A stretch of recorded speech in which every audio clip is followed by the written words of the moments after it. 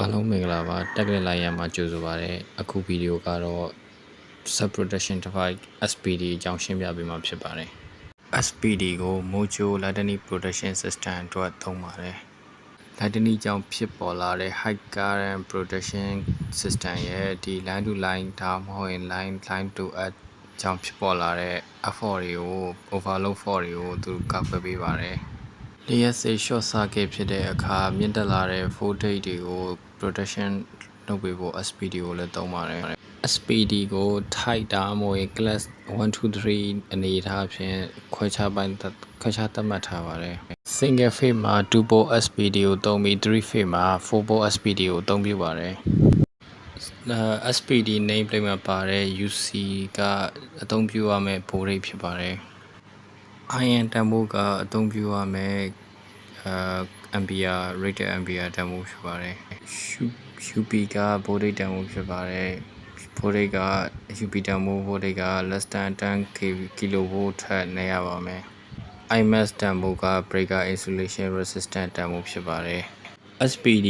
ကိုဒီ Type 1, Type 2, Type 3, Class 1, 2, 3အနေနဲ့ခွဲထားပြီးတော့ Type 1က Transformer Main DB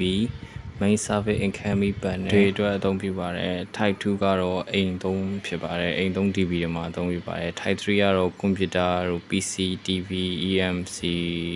extra low voltage level လောက်မှာအသုံးပြုပါတယ်Type 1က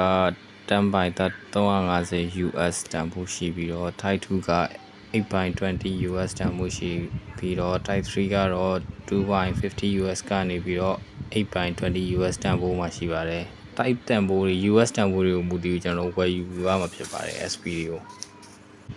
ကျွန်တော်တို့ဒီ SPD နဲ့တွဲပြီးတော့ SPD ရဲ့အရှိမှာပေါ့ဒီ fuse ဒါမှမဟုတ်ရဲ့ MCB ဒါ MCB အဲ့လိုမျိုးမဟုတ်ရင်လည်း breaker ပေါ့ breaker တစ်ခုခံပြီးတော့သုံးပေးရပါမယ်ဒီ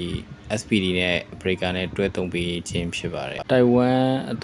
1 SPD အသုံးပြုမယ်ဆိုရင်သူ့ရဲ့ cable size wire size က 16mm square Type 2အသုံးပြုမယ်ဆိုရင် 4mm square Type 3အသုံးပြုမယ်ဆိုရင် 2.5mm square cable length တွေကိုအသုံးပြုအောင်ဖြစ်ပါတယ် cable size SPD တက်ဆင်တဲ့အခါ cable လက်တူတူသေးသေးလေးတွဲပါမယ်ပြီးတော့သူ SPD နားမှာအပ်ဘားကိုထားပြရပါမယ်အကယ်လို့မိုးချိုးပြစ်တဲ့အခါ high current ကဒီ main breaker ကိုရောက်တဲ့အခါကျတော့ SPD ကဒီ high current ကို ground ကိုချပေးခြင်းဖြစ်ပါတယ်